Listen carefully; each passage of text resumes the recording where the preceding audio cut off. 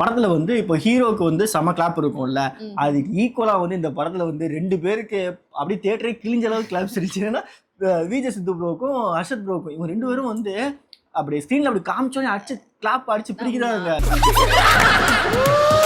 அதே ஹீரோக்கு எப்படி ஓபன் பண்றப்போ அந்த கிளாப்ஸ் இருந்ததோ அதே மாதிரி வந்து சித்து ப்ரோக்கும் வந்து ஸ்டார்ட் பண்றப்போ அந்த இது இருந்தது. வெயிட் பண்ணி கிளாப் அடிச்சாங்க, எப்போ வருவாங்கங்கிற மாதிரி வெயிட் பண்ணி கிளாப் அடிச்சாங்க. அதெல்லாம் பாக்குறதுக்கு ரொம்ப நல்லா இருந்துச்சு. இப்போ ஜென்ரலா வந்து இப்போ நிறைய பேர் வந்து யூடியூப்ல இருந்து இப்போ ரீல்ஸ்ல இருந்து எல்லாமே வந்து ஃபேம் ஆகி வருவாங்க. நிறைய பேர் வந்து கொஞ்சம் வித்தியாசமா கிளவுன் மாதிரி பண்ணி அந்த மாதிரிலாம் பண்ணி வருவாங்கல்ல. ஸோ அவங்களுக்கும் கிளாப் அடிப்பாங்க. ஆனா அந்த கிளாப் எப்படி இருக்கும்னா அவங்கள மார்க் பண்ணி அடிக்கிற மாதிரி இருக்கும்.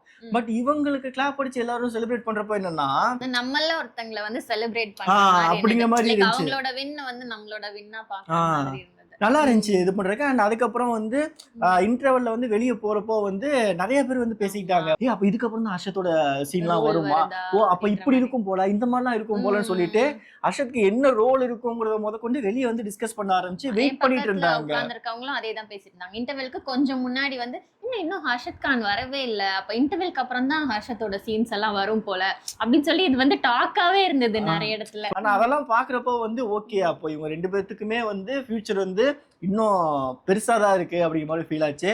Bro super bro.